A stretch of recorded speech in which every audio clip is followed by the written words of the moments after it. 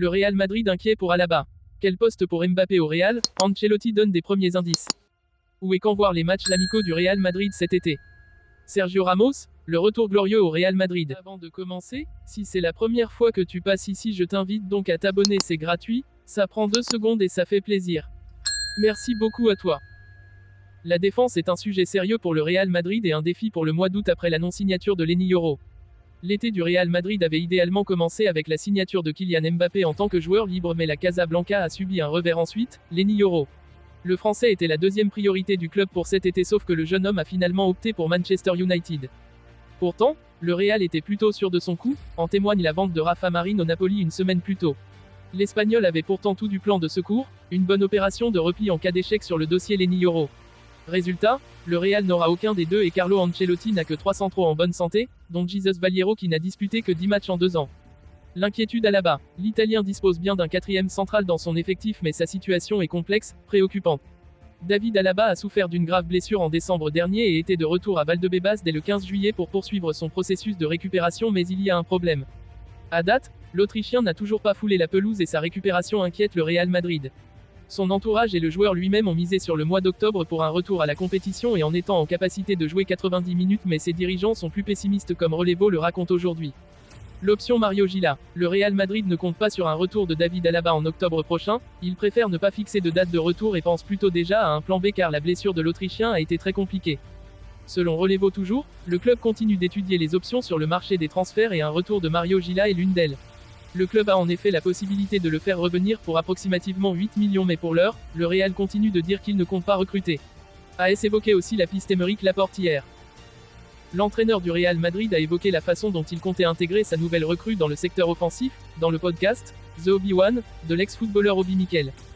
Depuis la confirmation de l'arrivée de Kylian Mbappé au Real Madrid, la question de la position de l'attaquant sur le terrain fait couler beaucoup d'encre.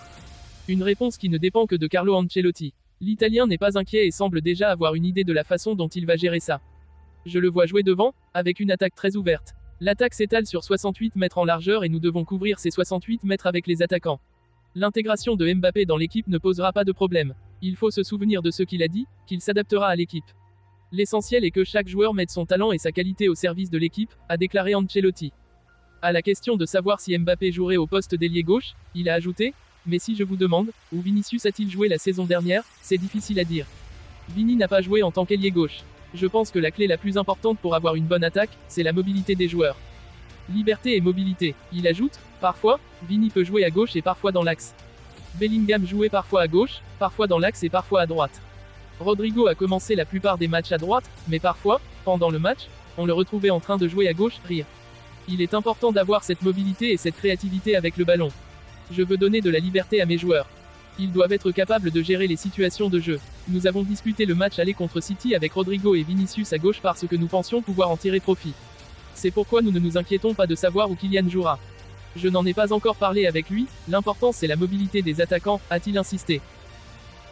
Comme chaque été, l'effectif du Real Madrid s'envolera pour les États-Unis pour participer au Soccer Champion Tour. Avec le préparateur physique Antonio Pintus aux commandes, les premiers joueurs ont commencé à revenir progressivement à Valdebebas depuis 10 jours. Les matchs amicaux du Real Madrid débuteront le 1er août 2024. Leur traditionnelle tournée estivale aux US emmèneront les Madrilènes à disputer 3 belles affiches. Les noms internationaux ont repris le travail le 15 juillet à Valdebebas. Un match amical à huis clos a été disputé la semaine suivante face à Albacete. Mais ce qu'attendent les fans, ce sont les 3 matchs de la tournée US qui se dérouleront dans le cadre du Soccer Champion Tour 2024, avec pour les Madrilènes 3 adversaires de haut niveau, l'AC Milan, le Barça et Chelsea. Pour Mbappé, il faudra attendre. L'attraction spéciale de l'arrivée de Kylian Mbappé et l'envie des fans de voir comment la star française se comporte lors des premiers tests de l'équipe est évidemment très forte, mais le Français ne participera pas à la tournée américaine, lui qui profite encore de quelques jours de vacances avant ses grands débuts. Des débuts qui pourraient se dérouler lors de la finale de Supercoupe d'Europe face à l'Atalanta le 14 août, ou au plus tard pour la première journée de Liga 4 jours plus tard. Où voir les matchs? En Espagne, les 3 matchs de pré-saison du Real Madrid seront diffusés en intégralité sur la plateforme Movistar Plus. Le match contre le FC Barcelone sera lui diffusé sur la chaîne régionale catalane TV3. Pour la France en revanche, aucun diffuseur ne s'est encore positionné pour retransmettre ces rencontres. Les horaires nocturnes compte tenu du décalage horaire ne séduisent pas vraiment et il est même possible qu'aucune chaîne ou plateforme en ligne, l'équipe TV par exemple, ne se décide à acheter les matchs. Des nouvelles en ce sens arriveront très prochainement. Un départ mémorable. Après son passage à Séville, Sergio Ramos, légende du Real Madrid, cherchait un nouveau défi. En fin de contrat, son futur restait flou jusqu'à ce que Florentino Pérez intervienne directement. L'appel tant espéré est arrivé, et Ramos est prêt à revenir dans le club où il s'est épanoui. Les négociations secrètes. Les discussions entre Ramos et le Real Madrid se sont tenues discrètement. D'après des sources internes, un accord de 2 ans a été trouvé, avec une option pour une 3e année. Le président Pérez a souligné l'importance de Ramos, non seulement pour ses talents sur le terrain, mais aussi pour son rôle de guide pour les jeunes. Ramos, un leader inné. Sergio Ramos n'est pas seulement un défenseur d'exception, il est l'incarnation de l'esprit du Real Madrid. Sa détermination et son leadership ont été cruciaux lors des victoires en Ligue des Champions. Son retour est vu comme une chance de renforcer la cohésion de l'équipe et de raviver l'esprit combatif des merengues. Déclarations officielles. Lors d'une conférence de presse très attendue, Ramos a exprimé: le Real Madrid a toujours été ma maison. Revenir, c'est comme rentrer chez soi. Je suis prêt à tout donner pour mener l'équipe à de nouveaux sommets. Impact sur l'équipe. Le retour de Ramos pourrait transformer la dynamique de l'équipe. Sa capacité à organiser la défense et son expérience des grands rendez-vous offriront une stabilité essentielle.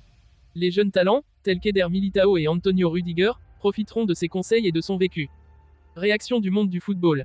Les réactions à l'annonce du retour de Ramos ont été immédiates. Des anciens coéquipiers, comme Vinicius Junior et Marcelo, ont partagé leur joie sur les réseaux sociaux. Luka Modric a affirmé: Ramos est une légende vivante. Sa présence sur le terrain est précieuse. L'attente des supporters. Les supporters du Real Madrid sont en effervescence. Depuis l'annonce, les réseaux sociaux regorgent de messages de joie et d'impatience. Le hashtag #RamosReturns s'est rapidement répandu, témoignant de la popularité immense du défenseur. Conclusion, une nouvelle ère. Avec le retour de Sergio Ramos, le Real Madrid semble prêt à entamer une nouvelle ère de succès. Le défi est grand, mais avec un leader comme Ramos, les merengues ont toutes les chances de briller à nouveau sur la scène internationale. Le Santiago Bernabéu est prêt à vibrer, accueillant leur héros de toujours.